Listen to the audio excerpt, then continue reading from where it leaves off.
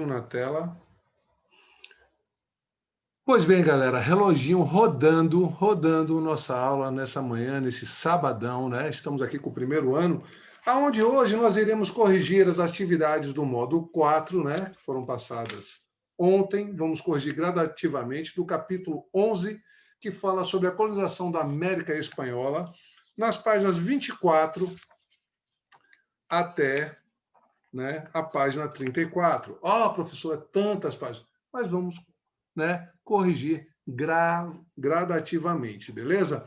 Estamos lá na página 24. Manu, questão 5. A colonização foi um empreendimento político, econômico e cultural.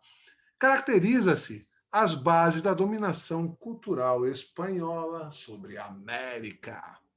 Então, o que é que quer dizer isso, Manu? O que é que você colocou como resposta, Manu? Conte para nós.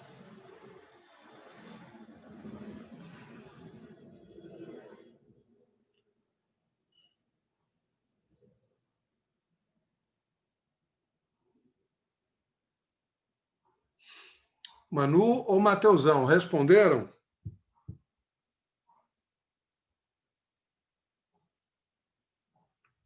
Mateus, Manu,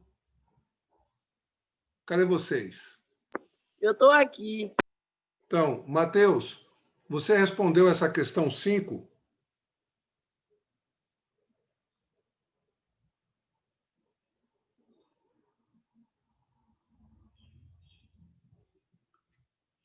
Mateus, Manu, responderam a questão 5? Mateus está falando, peraí, beleza.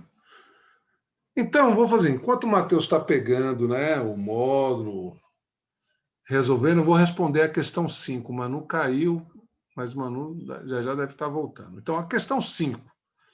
Vejam que a religião, galera, sim, a religião, eu não posso esquecer que a Espanha, né, era um país católico. Então, a religião católica, ela vai se tornar obrigatória aqui na América. E vai o quê? Vai impedir as crenças, os costumes dos locais e vai colocar o idioma espanhol. Então, a língua, exemplo, como eu estou falando, ou você for falar dos astecas ou dos incas, o que vai predominar vai ser o espanhol. Então, vejam, essa imposição para colocar a supremacia, o poder espanhol na América, da parte da Espanha. Beleza? Então, vamos para a questão 6. Mateus, você já está com o módulo na mão ou não?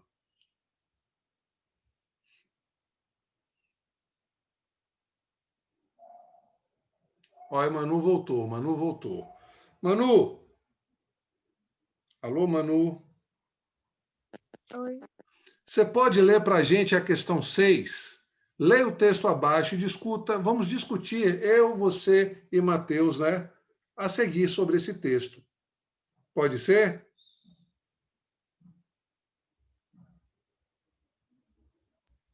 Estratificação socioétnica.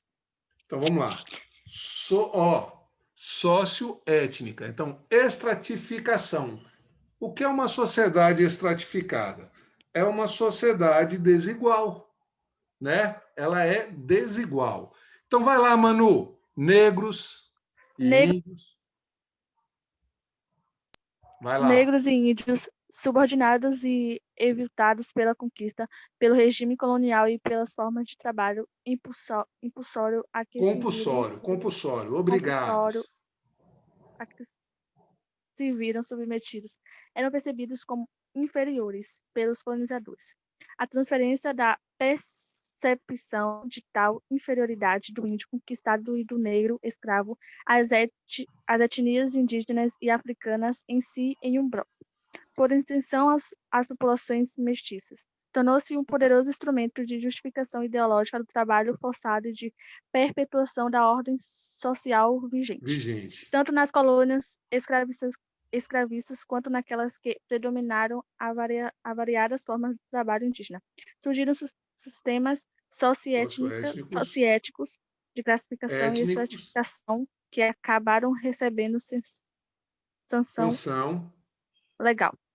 Seu resultado foi a de barrar o acesso de certas profissões, regalias e Regalias. situações sociais aos negros libertos, índios e mestiços, e, de modo geral, serviram para reproduzir o sistema colonial do poder e as relações de produção existentes. Existentes. Então, aqui, letra A. Quais são os argumentos utilizados pelos colonizadores para justificar a inferioridade? Falando em inferioridade, não existe uma cultura inferior à outra, existem culturas diferentes. Essa questão de inferioridade não existe, hein?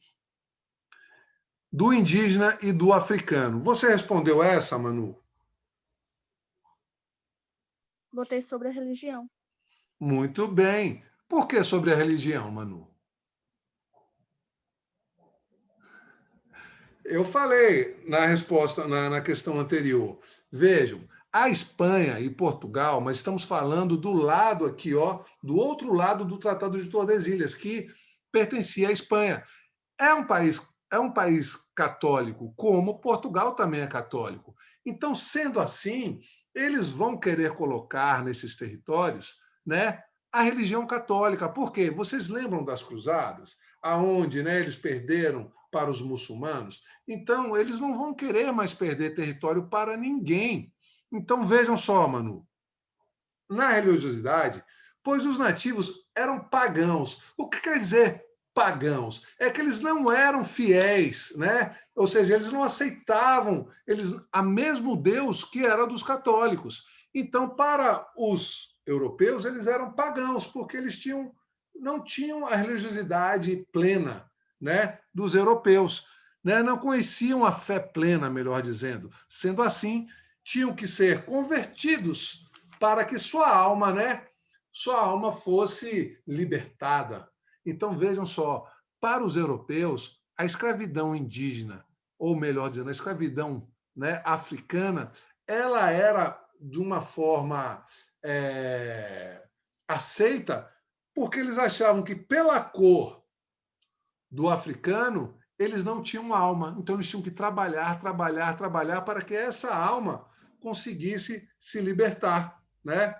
Notem que os motivos que aconteciam, né, que almejavam a acumulação dessas riquezas, eram chamados, ou seja, pelos europeus, né? Então vejam, essas tribos, tanto de indígenas, ou se não, que viviam aqui, eles não almejavam como o europeu tinha, eu quero riquezas, eu quero ouro, eu quero diamantes. Não, eles viviam aqui de uma forma tribal. Tudo bem que eles dominavam outras tribos, mas eles não queriam tanto como o europeu quer essa acumulação, o mercantilismo, que é a questão do metalismo, né? De para si cada vez mais, estar mais rico. Eles não queriam, eles não desejavam isso. As nações ameríndias que viviam aqui. Então, vejam, e dessa forma, eles eram olhados pelos europeus como primitivos, como selvagens. Então, é isso que eu quero que vocês entendam.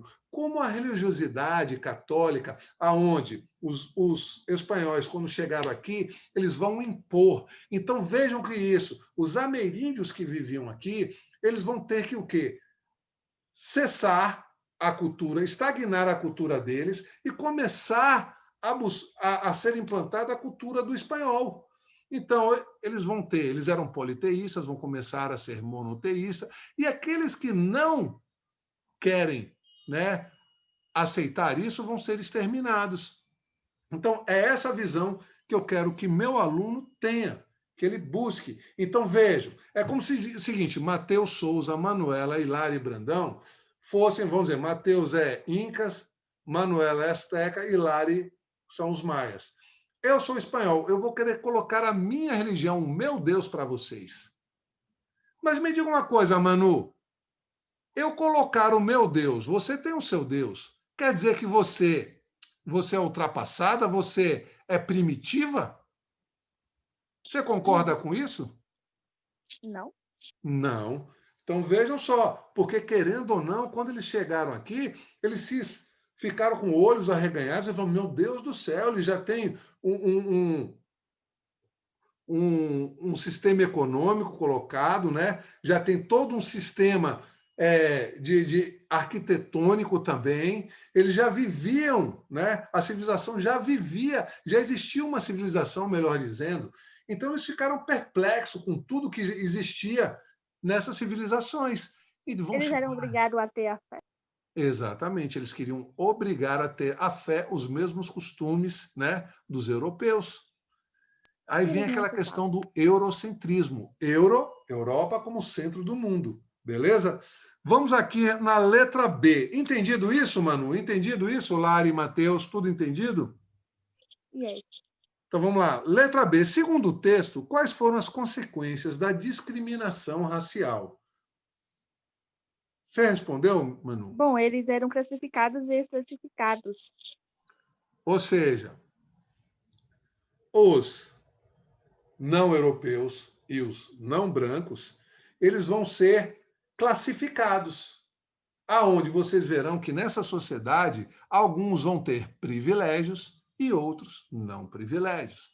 Ah, professor, como assim? Se eu falar a sociedade da América Espanhola, no topo, eu falei isso aí ontem, no topo, fica no topo da cabeça o chapéu, são chapetones, a minoria branca, com privilégios. Que privilégios eles teriam, professor? Eles teriam cargos militares, políticos e religiosos. Então, eles têm privilégios, eles têm poder, né? Já os chapetones, que é a minoria branca também, porém, sem privilégios, eram os fazendeiros. Os fazendeiros, né? Os donos de terra. E aí depois vão vir os mestiços, que é, né, a miscigenação, não vão ter privilégios. E eles não são negros e estão brancos e mesmo assim não tem essa... Não, eles são uma mistura, eles não são nem brancos nem negros, é uma mistura disso tudo. E aí depois vão vir os indígenas também, que não vão ter privilégios nenhum, só obrigações, a mita, encomienda, assim, que nós já falamos. Isso aí E depois os africanos, né, que só vão ter obrigações também, sem privilégios. Então, vejam, há uma... Então, eles eram escravos, os africanos e os negros Eram escravos. escravos. Por quê? Porque, como eu falei para vocês na aula de ontem, a mita, que eram trabalhos por um mísero salário, ela vai castigar tanto na mina quanto na fazenda, a mão de obra indígena, que elas vão começar a ficar extintas, vão começar a morrer. E aí eles vão ver, os espanhóis, que vão ter que ir buscar um novo tipo de mão de obra, porque senão vão exterminar tudo. Então, vejam só. Então, vocês notaram que há uma divisão social, aonde uns têm privilégios e outros não têm privilégios? Isso quer dizer uma sociedade, como você falou, estratificada. Há uma sociedade dividida em classes diferentes. Beleza? Entendido isso? Em estamentos, mas é estratificada porque ela é desigual. Todo mundo não tem os mesmos direitos. Entendido isso, galera? Bem mesmo? Sim. Entendeu, Manu? Uhum. Então vamos lá. Questão 7. Qual a relação entre a exploração colonial e o desenvolvimento do capitalismo na Europa? Essa é uma questão boa, hein? Então vejam só. Qual a relação entre a exploração da colônia com o capitalismo? Alguém fez?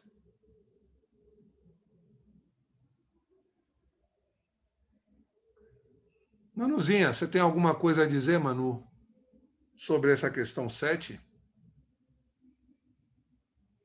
Eu acho que a colônia ela tinha riquezas, né? Boa! Isso aí, Manu. Riquezas, né? Que foram drenadas para os brancos, né? E mercantes europeus. E acho que foi isso. Estou gostando, mas veja bem. Quando nós falamos aqui, qual a relação da exploração colonial com o capitalismo? Então veja comigo aqui. Eu tenho que me voltar um pouquinho na história, aonde eu irei ver a questão dos reis. Então, o rei absolutista, ele vai interferir em tudo. E ele vai ter uma prática que é o mercantilismo. Nós vimos o mercantilismo, tem 4 práticas mercantis. O metalismo, né? Balança comercial favorável, monopólio e protecionismo. Então, vejam, o metalismo quer dizer o seguinte: quanto mais metais, ouro ou prata essa nação tiver, quanto mais acumular, mais rica ela vai ser. Então, se essa nação, no caso a Espanha, ela conseguir, né, recolher, né, juntar uma maior quantidade de ouro e de prata, quer dizer que essa nação futuramente ela irá se desenvolver com o capitalismo. Então, é essa relação que eu quero que vocês... Por quê, professor? Porque ela vai dominar os mares, ela vai acumular a matéria-prima. Me diga uma coisa, Manu, uma indústria ela só consegue produzir se ela tiver matéria-prima. Por quê? Se você tem um estoque de matéria-prima e acaba aquele estoque, você consegue produzir, Manu? Não. Não. E mesmo se não for indústria, temos também a manufatura, ó, manufatura, ou seja, produtos que são confeccionados com as mãos. Como eu falei já a vocês várias vezes, a manufatura tem a manufatura da sandália, a manufatura, de repente, do vestido, a manufatura, né, do sapato, que é o sapateiro que faz o alfaiate, faz a calça, faz o vestido, né, faz... Toda a riqueza que o sistema colonial mercantilista tinha era produtos que eram feitos com mãos, produtos Não, tipo assim. vamos lá. Ó, vamos entender. Vamos dizer que você é a colônia, eu sou a metrópole, eu sou a Espanha. Você é como se fosse, vou pegar um país aqui, o México. O México está no Brasil, o México está na América, né? Parte da América espanhola. Então, vejam, para Portugal só ficou a parte do Brasil, o restante da América, né, dizem que ficou para a Espanha. Então vamos dizer, Manu, você é o México, eu sou a Espanha. Eu vou lá, vou pegar riquezas minerais, né? Vou obrigar a vocês não fabricarem manufaturas. O que são manufaturas? Produtos confeccionados com as mãos. Por que eu vou obrigar vocês não fabricarem? Porque senão vocês não vão comprar comigo. Ah, professor, mas espera aí.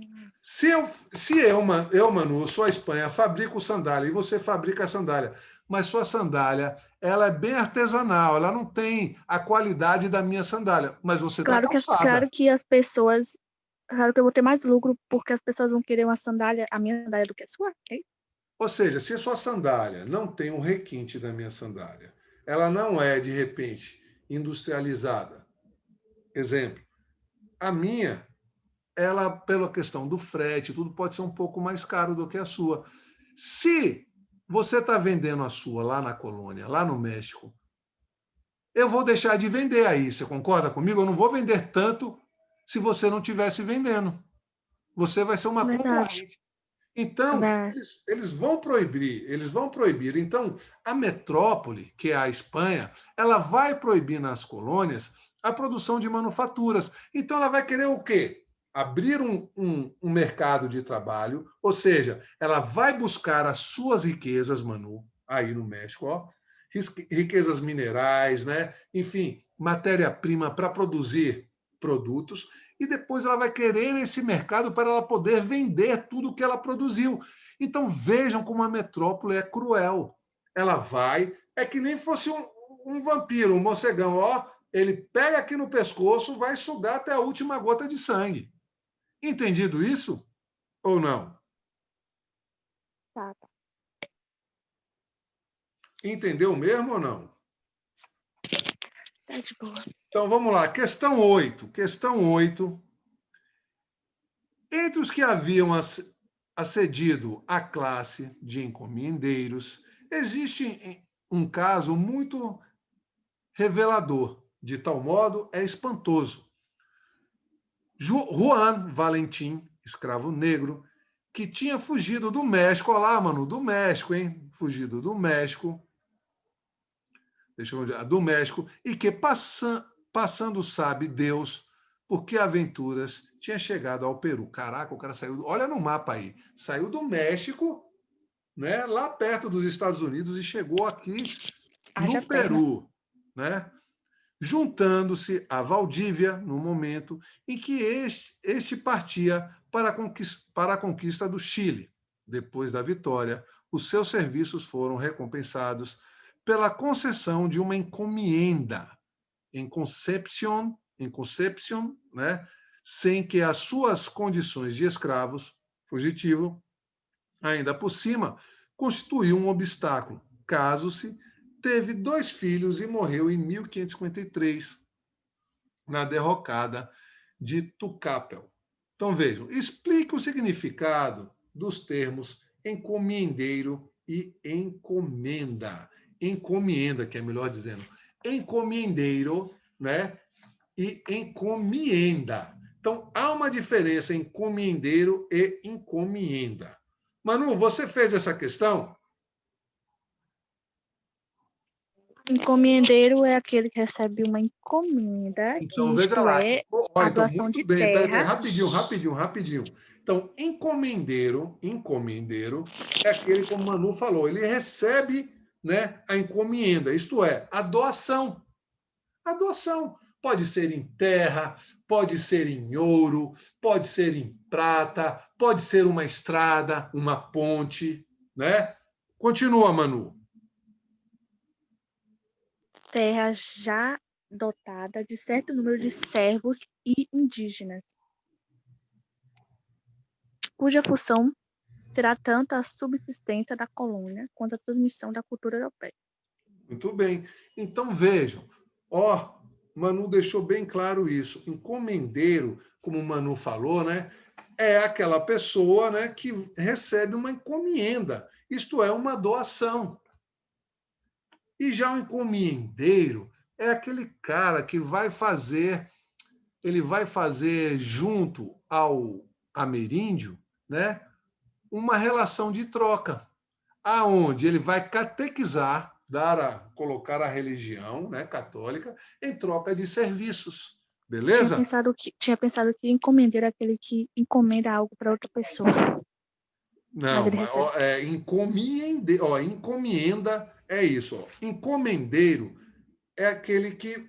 Mas sim, mas se você não recebe, ou seja, encomendeiro, olha lá, você acabou de me falar isso. Ó, encomendeiro é aquela pessoa que vai receber a doação.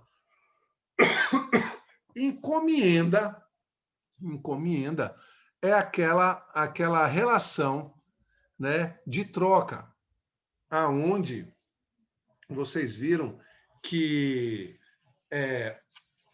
o espanhol vai dar a catequese em troca do serviço, né, que vai ser feito pelos indígenas, ou melhor dizendo, pelo ameríndio. Beleza? Então, vai ser aquela transmissão de cultura, mas uma transmissão meio imposição, né? Aonde o espanhol vai falar, eu vou te catequizar, eu vou colocar o meu Deus, a minha crença, né? Beleza? Em troca, você vai trabalhar na minha fazenda, na minha mina, e o mundo segue. Letra B. Considerando o contexto ibérico medieval anterior à conquista da América, justifica a distribuição de terras, né, velho, entre guerreiros conquistadores e sua relação com o caso de Juan Valiente. Então, gente, a gente vai voltar um pouco na Idade Média e também na Antiguidade, com os bárbaros, nessa questão. Você fez, Manu? Não, queria explicação. Então, vamos lá. Então, como eu falei, a gente vai voltar na Idade Média. É um costume feudal, lá no feudalismo, que nós estudamos. Vimos que, anteriormente a isso, teve uma questão entre os bárbaros germânicos, né, e os romanos, que a junção dos germânicos, né, que eram comitatus, com o colonato romano, vai se dar o feudalismo, aonde vai acontecer o pacto feudo-vassálico, aonde o vassalo recebe, né, a doação, e o suzerano que doava aquele pedaço de terra, ponte, pois bem. E veremos muito bem isso, Manu, Manu, Matheus e Lari, naquela questão da Guerra das Reconquistas, ou Guerra de Reconquista, aonde foi aquele conflito, reconquistar a terra. Veja só, preste atenção, aonde vimos que Portugal passou por isso primeiro, que tomou as terras, né, dos muçulmanos, que eles saíram da Península Arábica e saíram na Jihad, dominando tudo, e foram brecados na Espanha por Carlos Martel, o Carlos Martelo, já falei isso daí várias vezes para vocês. Em Portugal, vamos ter uma união, mas estamos falando da Espanha. Então, aqui na Espanha, é muito importante a galera ficar atenta. Por quê? Porque nós vamos ter uma questão de uma união de reis, né, velho? Que vão se unir para ir lutar contra quem? Os muçulmanos. Então, a guerra de reconquista contra os muçulmanos ou mouros foram recompensados pela bravura e pela lealdade. Exemplo, aquelas pessoas que lutaram para expulsar do território da Espanha os muçulmanos ou os mouros, pela sua bravura, pela sua lealdade, eles vão receber pedaços de terra. Beleza? Então vejam, quem está doando a terra pode ser o rei, né? O rei está doando a terra. Vimos que foi Castelo e Aragão, né? Se uniram. Então, eles vão dar a terra para o vassalo, pela sua bravura e pela sua lealdade. Então, por isso que há toda essa relação. E nós voltamos lá para a Idade Média, lá para o feudalismo, aonde tínhamos essa questão do pacto vassálico, né? De suzerania e vassalagem. Suzerano é quem doa, vassalo é quem recebe. Beleza? Alguma dúvida? Dúvidas? Nope. Então vamos lá, questão 9. O processo de colonização da América espanhola foi intenso e violento. Sim, nós vimos isso, né? Os espanhóis utilizavam largamente de agressividade, superioridade técnica e militar, assim como o de diferentes formas de exploração do trabalho indígena, sendo a encomenda a mais comum. Sobre a encomenda, assinale a opção correta. Manu, você marcou a letra A letra B, a letra C, a letra D. Qual a opção, Manu, você marcou? Se eu não estiver errada, isso aí já está dizendo que a Espanha foi um país extenso e violento. E era direito de capturar indígenas, dando pelo rei aos encomendeiros, que em trocar deveriam proporcionar aos nativos educação cristã. Muito Já tá bem. falando tudo, já tá falando tudo. Muito bem, Manu. Então, como nós falamos aqui, debatemos aqui anteriormente, a encomenda era aquela troca, aonde o indígena trabalhava e o encomendeiro dava toda essa questão, né, da educação cristã. E Mas claro que o indígena foi escravo, eles eram escravizados. exatamente, mas é importante notar e sempre falar para vocês que, na maioria das vezes, sim, o encomendeiro não cumpria com a parte dele e deixava o ameríndio a ver navios sendo explorado cada vez mais. Beleza? Então vejam, muito bem, Manu, essa questão foi a letra B. Aí, Lari, alô, Matheus, letra B. Questão 10. Ao longo dos primeiros 200 anos de dominação colonial, os espanhóis desenvolveram um setor mineiro que permitiu a manutenção da economia metropolitana. Os enclaves, né, necessitavam de grande quantidade de mão de obra indígena, que, recrutada por sorteio, era encaminhada periodicamente às minas, retornando a seguir às comunidades de origem para substituir por novos contingentes requisitados de igual maneira. O texto descreve a seguinte forma de trabalho nativo utilizado pelos espanhóis na América: A. A hacienda. B. A encomenda. C. O contraction. Ou D. O repartimento. Repartimento. Então, qual seria a questão correta, minha amiga Manu? Eu vou ter letra D, repartimento. Acho que Letra D, repartimento. Muito bem. mas Então, você vejam pode me só. explicar? Hã? Não, eu ia falar. Não, vamos Você me lá, vamos lá. explicar? Você não saberia o porquê repartimento? Eu ia falar que eles queriam repartir algo, terra, algum Sei. tipo de coisa. Então, nós vimos isso, nós vimos muito bem isso na nossa aula. Alguém tem dúvida? Senão eu posso voltar a falar sobre isso. Diga aí.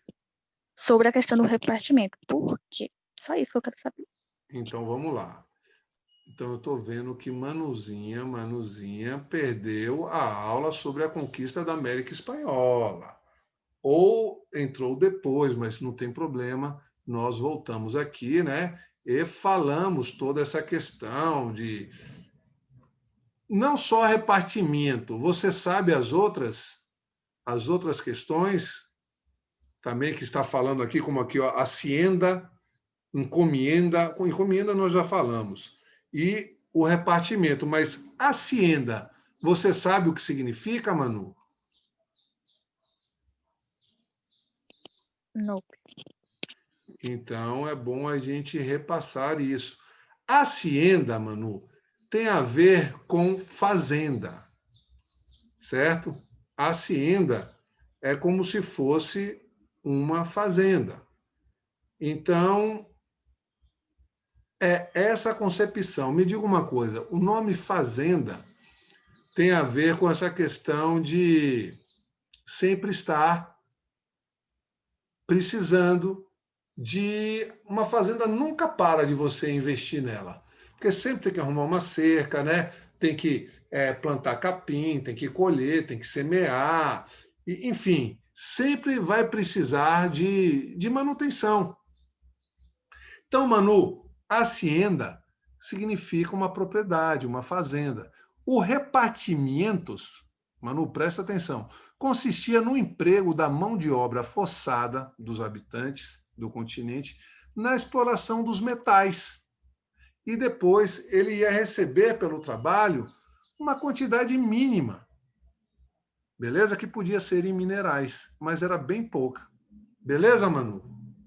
Tá bom, obrigada. Certo? Então vejam lá. Hacienda, alguma dificuldade? Então, beleza. Então, vamos dar sequência. E assim, galera, quando tiverem dúvida, só perguntar, não tem problema não. A gente vai e responde. Galera, o seguinte. Então, aqui ficou, a questão 10 ficou letra D, Manu acertou, né? O seguinte, vamos continuar a nossa correção no próximo horário, que esse horário aqui já acabou. Aí, no próximo horário, vamos entrar logo, porque quanto mais a gente adiantar, a gente termina mais cedo, beleza? E voltando a dizer, não sei se vocês já receberam o nosso simulado, a nossa avaliação, né, que vai acontecer a partir do dia 17, eu coloquei para vocês, né, só um capítulo, é o capítulo 10, o Novo Mundo. Então, sobre o capítulo 10, vocês vão estudar como foi a navegação de Portugal, como foi a navegação da Espanha, né? Vocês verão todo esse processo, a questão da religião, depois vocês vão saber um pouco o que foi a dominação, tanto com os incas quanto os astecas, com os maias. Vocês viram quando eles chegaram lá, eles já tinham sido extintos. Espero que esse capítulo É tranquilo, tá bom? E conforme for, tem a aula gravada também, tá bem? Então já volto, ó, VaptVupt para a gente já terminar. Então já vou colocar o link novo lá, beleza, galera? Tamo junto, já estou voltando.